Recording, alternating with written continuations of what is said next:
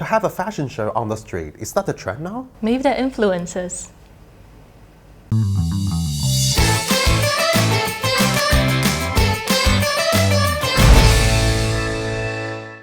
We know that 2020 is hitting everyone hard, but the city of Wuhan really had a tough year. After we controlled corona months ago, people are once again praying for the city, and this time because of the flood. As we mentioned previously, China has entered into the so-called flood season, and the water level of Yangtze River is constantly rising. In Wuhan, reaching 28.67 meters. This is 1.37 meters above the warning level. But unfortunately, Wuhan is only just one of the cities that faces the threat of severe floods. The water level of China's largest freshwater lake, the Poyanghu Lake, had reached the height of 22.53 meters, surpassed the record made in 1998. So people are really worried because the life of hundreds of thousands of people living around or near the lake is at risk, and their crops and livestock are badly affected. The total economic loss is estimated to billions.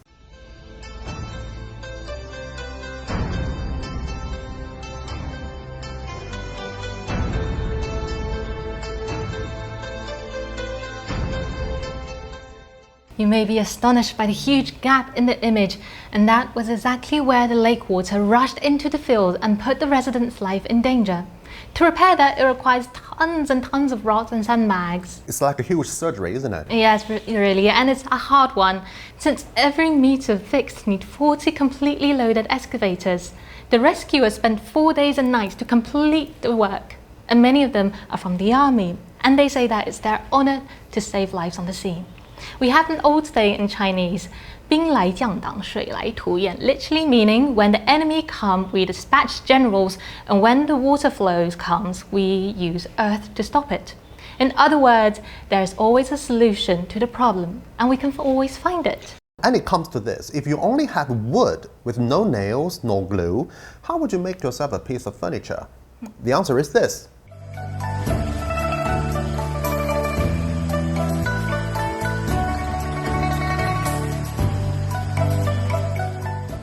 And what you just saw is a 63-year-old carpenter that became popular on YouTube. His name, Amu Yeye, Grandpa Amu. And in his videos, he makes stools, bridges, tables using an Asian Chinese technique called Sun Mao, which goes back 7,000 years. You can even use this technique to make a tiny little safe in the shape of an apple. You can keep a ring or your lucky coin in it. And trust me, without instructions, nobody can open it. I know you're amazed by this work, but I can show you that talented artisans like this grandpa could be found in every part of China. We call it 高手在民间. Masters are hidden in the crowd. So next time when you travel to China, when the corona leaves, of course, go to small villages and maybe you'll have a chance to meet one of them. Yes, but I should say that there's always so many things in big cities as well, like this.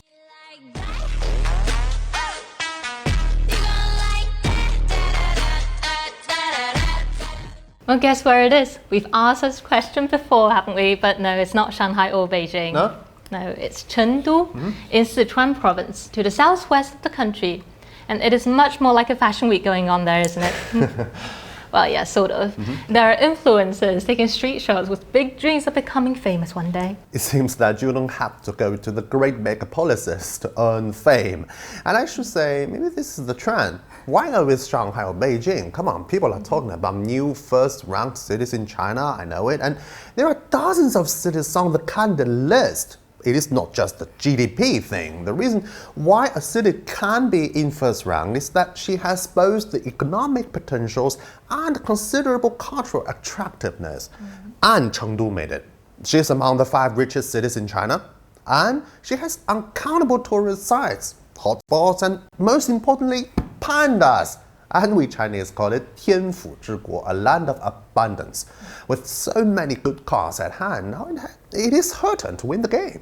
And let's finish with something local. This week, Shanghai has announced that it's going to cancel the gradual punishment system for pedestrians crossing the red light. This is how it used to be. So first you get told off about how dangerous it is, and then you get a warning, and the third time you're out, you get fined.